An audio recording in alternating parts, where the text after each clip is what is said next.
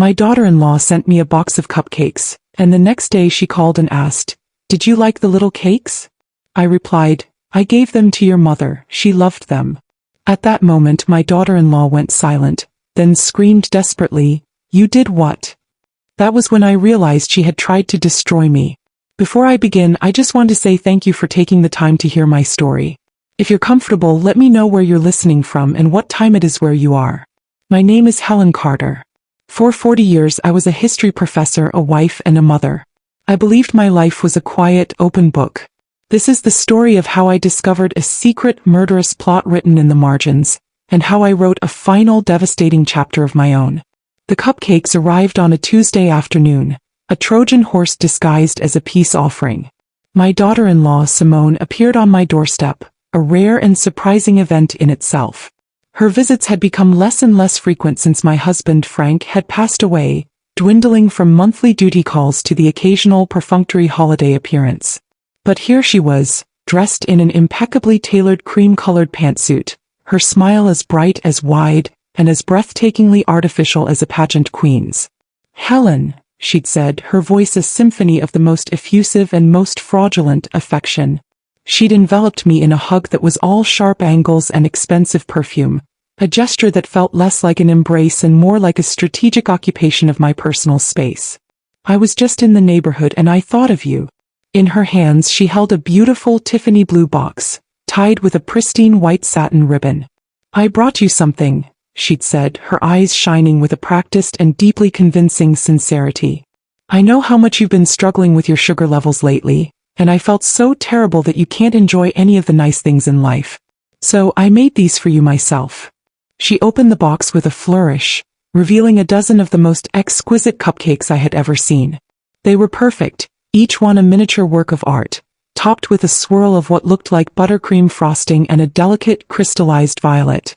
"It's a special recipe I developed," she'd continued, her voice a low, conspiratorial murmur. "Completely custom-made just for you. They're low-sugar, diabetic-friendly. I used a special all-natural sweetener, so you can eat as many as you want without having to worry. It's our little secret." I am ashamed to admit, completely and totally disarmed. The gesture was so thoughtful, so specific, so seemingly born of a deep and previously well-hidden well of affection, that it overwhelmed my quiet and long-standing reservations about her character. I had always found Simone to be a little too polished, a little too ambitious, a little too interested in the size of the inheritance my son Michael would one day receive. But in that moment all of my doubts, all of my suspicions, were washed away by a wave of pure, unadulterated and deeply, deeply foolish gratitude. "Simone, sweetie," I'd said, my own voice thick with an emotion I could not quite name. "You didn't have to do this. They're beautiful." "Of course I did," she'd said, her smile never wavering. "You're my husband's mother. Your family. And family takes care of each other." She hadn't stayed long, of course. She had another appointment, another important meeting to get to.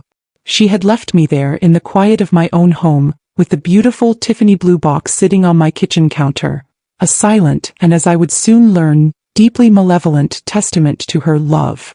I had stared at the cupcakes for a long time, my heart a complicated mixture of gratitude and a quiet and deeply unsettling sense of confusion. The sudden, uncharacteristic thoughtfulness of the gift had left me feeling off balance, as if the world had suddenly and without warning, tilted on its axis. And it was in that state of emotional disequilibrium that I had made the decision, the simple, innocent and ultimately life-saving decision, that would unravel her entire monstrous and very, very perfect little plan. Later that afternoon I was on the phone with Simone's mother, Brenda. She was a simple, kind woman, a cashier at the local supermarket, a woman who had had a hard life and who, I knew, was often lonely.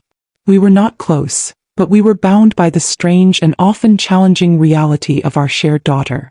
We were talking about our respective medical complaints, as women of a certain age often do, and she had mentioned with a sigh of weary resignation that her own milder case of diabetes had been acting up lately, that she was craving something sweet but knew she couldn't have it. And that's when an idea born of pure, unadulterated and deeply, deeply fortuitous kindness had struck me.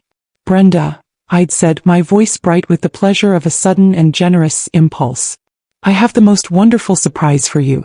Simone was just here and she brought me a dozen of the most beautiful diabetic-friendly cupcakes. She made them herself with a special low-sugar recipe. I haven't touched them. Why don't I bring them over to you? It's a whole dozen. It's too much for one person anyway. It would be a shame for them to go to waste. Brenda had been so touched so genuinely